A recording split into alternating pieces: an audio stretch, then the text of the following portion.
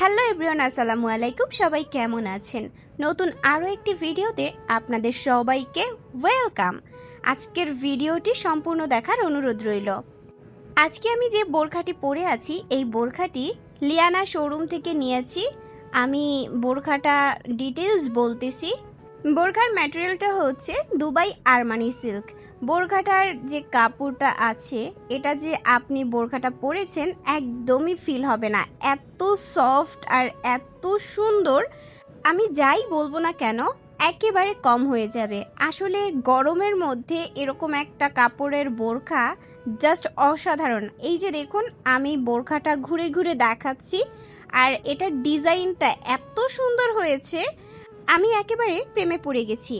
তো যাই হোক, বোরখার ডিজাইনটা নিয়ে আমার কোনো বলার কিছু নাই। হাতার ডিজাইনটাও অনেক সুন্দর এবং বুকের কাছে একটা লেস দেওয়া আছে, কারণ আমি দেখাইতে পারি নাই, আমি হিজাবটা অলরেডি পরে ফেলেছি এই জন্য। আজকে আমাদের দুইজনের গন্তব্য হচ্ছে সিলেট থেকে ঢাকা যাওয়ার। আমি আর আমার ফ্রেন্ড দুজনে মিলে একেবারে ভোরবেলা বেরিয়ে পড়েছি, কারণ আমাদের ফ্লাইট ছিল 10টায়। আমরা 9টার সময় বের হয়ে গিয়েছি এবং বাসা থেকে বের হওয়ার পরে একটা সিএনজি নিয়ে আমরা এয়ারপোর্টের উদ্দেশ্যে রওনা দিয়েছি।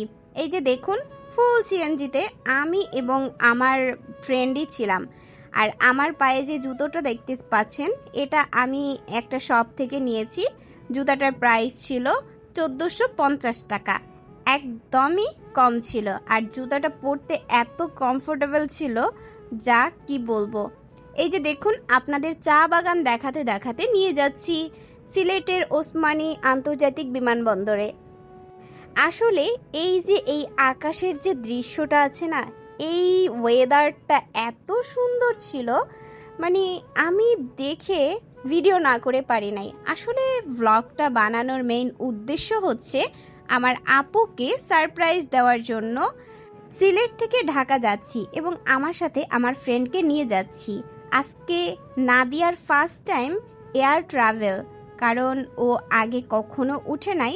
আমি এর আগে 3বার উঠেছি। যাই হোক, কেউ কিছু মনে করবেন না। আমি আমার একটু ক্লিপ নিচ্ছিলাম আর নাদিয়ার একটু ভিডিও নিচ্ছিলাম। আসলে নাদিয়া ভাবতেই পারে নাই যে আমি ওকে নিয়ে ঢাকাতে যাব। যাই হোক, এরপরে এই যে দেখুন, আমরা ওসমানী আন্তর্জাতিক বিমানবন্দরে সিলেটে একদম ভিতরে এয়ারপোর্টে ঢুকতেছি। আর আমি একটু একটু ভিডিও নিচ্ছিলাম, যদিও এয়ারপোর্টের মধ্যে ভিডিও করতে গেলে সবাই নিষেধ করে। আর আমরা চলে যাচ্ছিলাম টিকিট কাউন্টারের দিকে। টিকিট কাউন্টার বলতে আমরা টিকিটটা সংগ্রহ করব, ওইখান থেকে বোর্ডিং পাস নেব। বোর্ডিং পাস নেওয়ার জন্য আমরা লাইনে দাঁড়াইছিলাম, কারণ অনেকক্ষণ অপেক্ষা করতে করতে ভাবলাম এই বিমানবন্দরের ভিতরে একটা ভিডিও করে নেই ফুল। আপনারা কেউ যদি এই বোরখাটা পারচেস করতে চান, অবশ্যই লিয়ানা ফেসবুক পেজে নক করবেন, তাহলেই আপনারা পেয়ে যাবেন। আর বোরখাটার সম্পর্কে আর কি বলবো, এই বোরখার পেজে আপনি অসাধারণ ডিজাইনার বোরখা পাবেন। এই বোরখাটার প্রাইস ছিল 2800 টাকা, আমি শোরুম থেকে নিয়েছি। তো আমরা দুইজনে অপেক্ষা করতেছিলাম ওয়েটিং জোনে, এরপরে সিরিয়ালে দাঁড়াই গেলাম। আমাদের বিমান চলে আসছে। আজকে আমরা ট্রাভেল করব হচ্ছে গিয়ে বিমান বাংলাদেশ এয়ারলাইন্স। আসলে আমি সবসময় বিমান বাংলাদেশ এয়ারলাইন্সে যাতায়াত করি, ঢাকা থেকে সিলেট, সিলেট থেকে ঢাকা। তো আমাদের টিকিটটা দেখেছেন, আমরা সিরিয়াল বেঁচে দাঁড়াই গেছি এবং আমরা এই যে দেখুন রানওয়েতে চলে আসছি। হাঁটতে হাঁটতে ভিডিও করতেছিলাম। আজকের কিছু কথা আমার বলার আছে বিমান বাংলাদেশ এয়ারলাইন্স সম্পর্কে। আসলে এটা ছিল ইন্টারন্যাশনাল ফ্লাইটের বিমান, আর আমরা সেই বিমানেই ঢাকা গিয়েছিলাম। আগে আমি সবসময় ডোমেস্টিক এয়ারে যাতায়াত করেছি, তবে ইন্টারন্যাশনাল ফ্লাইটের থেকে ডোমেস্টিক এয়ারের অনেক ভালো ছিল, কারণ আমাদের অনেক কিছু খাইতে দিত। বাট এই ইন্টারন্যাশনাল ফ্লাইটের বিমানে যাইয়া আমাদের শুধু একটা পানি দিয়েছে আর একটা পিনাট বার দিয়েছে। আমি একেবারেই হতাশ হয়েছিলাম, কারণ এত বড় একটা প্লেনে গিয়েছি যে আমাদের খাবার মেবি একটু বেশি দিবে। যাই হোক, আমাদের খাবার দিল না, আমার টাকাটা উঠলো না। খাবার দিলে মনে হয় যে টাকাটা উঠবে। আমাদের এই যে বোর্ডিং পাসের টিকিটের অর্ধেক অংশ ছিঁড়ে রেখে দিল এবং আমরা হাঁটতে হাঁটতে প্লেনের দিকে যাচ্ছি। যেতে যেতে আমার ফ্রেন্ডকে বলতেছিলাম যে তোমার অনুভূতি কেমন। আর এই যে দেখুন, এই বিমানটায় আমরা ঢাকা যাব। এটা হচ্ছে গিয়ে সিলেট বিমানবন্দর। আর আমি আমার ফ্রেন্ডকে নিয়ে একটু ভিডিও করতেছিলাম। আসলে ওর মনটা খুবই খারাপ ছিল, কারণ ও ভাবতেই পারে নাই আমি ওকে নিয়ে ঢাকাতে যাব।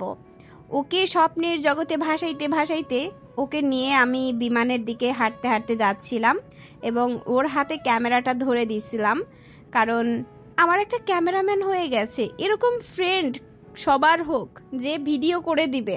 আমি হাঁটতে হাঁটতে ওকে বলতেছিলাম যে আসো, ও আবার ওর হাতটা বাড়ায় দিল। আর আমি বলতেছিলাম যে তোমার সাথেই আমি হচ্ছে গিয়ে রোমান্টিক ভিডিও করি। হ্যাঁ, সবাই ভাববে যে না থাক, আর কিছু বললাম না। এরপরে আমরা হচ্ছে বিমানের ভিতরে যখন যাব তখন একেবারে ক্যামেরাটা অফ করতে বলল। আমি তো ভাবতে পারি নাই যে ক্যামেরাটা অফ করতে বলবো। তাহলে ভ্লগাররা ভিডিও করে কিভাবে ভাই? আমাদের কি ভ্লগার মনে করে না? যাই হোক, ওরকম ভ্লগার হইতেও চাই না। আমি ক্যামেরাটা অফ করে ভিতরে হাঁটতে হাঁটতে আমাদের সিট খুঁজতেছিলাম। আমাদের সিট ছিল 36 ডিই। তারপরে আমি ওকে নিয়ে একটু ভিডিও করলাম। ভিডিও করার পরে আমি দাঁড়াইছিলাম। এই যে আমাদের কাঙ্ক্ষিত সিট পেয়ে গিয়েছি। আমরা মাঝখানে পড়েছিলাম, উইন্ডো সিট পাই নাই। একেবারেই হতাশ হয়ে গিয়েছিলাম। হতাশ হওয়ার পর পিছন থেকে একটা বুড়া কাকু তাকাইছিল। যাই হোক, ওটা বাদ দিলাম। তারপরে সামনে মনিটর ছিল, মনিটরের মধ্যে একটু গেম খেলা ট্রাই করেছিলাম, কারণ একদমই বোরিং লাগতেছিল। অনেক সময় ওয়েট করার পরে হচ্ছে গিয়ে বিমানটা ছাড়তেছিল না। তারপরেও আমরা ভাবলাম দুইজনে একটু গেম খেলি। দুইজনে একটু গেম খেললাম। আমি হচ্ছে গিয়ে 3D কার রেস, ওইটা মেবি ওটার নাম ভুলে গেছি। একটু গেম খেলেছিলাম। ক্যামেরাটা অন করলেই দেখি ক্যাবিন ক্রুরা এসে বলে, ma'am please stop your camera. মানে আমি আবার ওদেরকে ফাঁকি দিয়ে ভিডিও করতেছিলাম। ভিডিও করতে করতে তাও দেখি যে আমি অনেক সময় ভিডিও করার পরেও প্লেন আর ছাড়তেছে না। অপেক্ষা করতে করতে ভাবলাম যে বিমান বাংলাদেশ এয়ারলাইন্সের পাইলটরা কোথায় হারায় গেছে, প্লেন কেন ছাড়তেছে না, সময় আর যাচ্ছে না।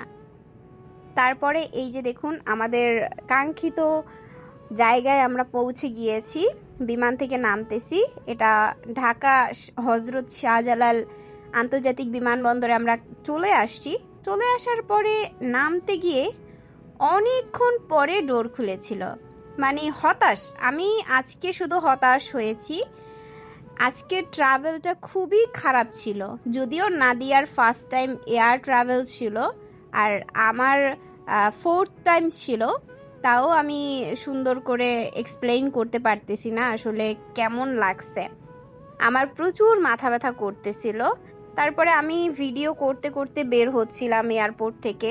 আর আমি অলরেডি উবার কল করে দিয়েছিলাম, কারণ উবার ছাড়া যাওয়া পসিবল না। যে পরিমাণ গরম, আমি যদি সিএনজি বা অন্য কিছুতে যাই তাহলে আমি গরমে সিদ্ধ হয়ে যাব।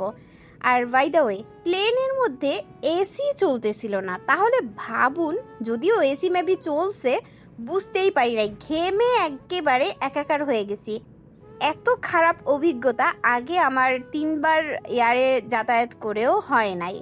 আমি একদমই হতাশ হয়ে গিয়েছিলাম। সবাই এই অভিযোগটা করতেছিল যে এসি কেন চলতেছে না বিমানের মধ্যে। এই যে দেখুন, আমি আবার একটু আমার বান্ধবীর কাছে ফোনটা দিয়ে ভিডিও করতে বললাম। আর আমি আবার হাত দিয়ে দেখাচ্ছিলাম বোরখাটা যতই বলবো, মানে আমি একেবারেই প্রেমে পড়ে গেছি। বোরখার হাতার ডিজাইনটাও অনেক সুন্দর। তারপরে হাত দিয়ে একটু বিমান দেখাইলাম। আর আমার ভিডিওটা অনেক লং হয়েছে, এই জন্য আমি স্পিড বাড়িয়ে দিয়েছি যাতে ভিডিওটা ছোট হয় আর সব কিছু একটু ক্যাপচার করতে পারি।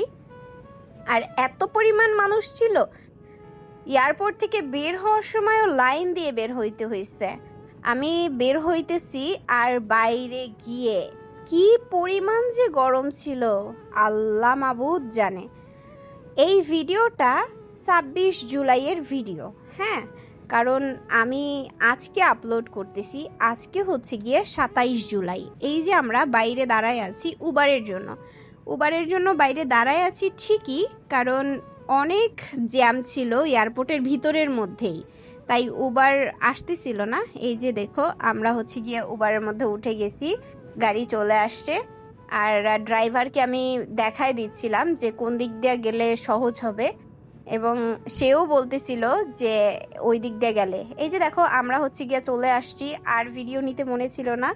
আর আমরা হচ্ছে গিয়ে এই যে আপুর বাসার সামনে এসে লুকিং গ্লাসটা চেপে ধরেছি আর নাদিয়াকে কলিং বেল দিতে বলতেছি। আপু তো সেই লেভেলের রাগ করতেছে ভিতরে বইসা, কে পরিচয় না দিলে খুলবে না।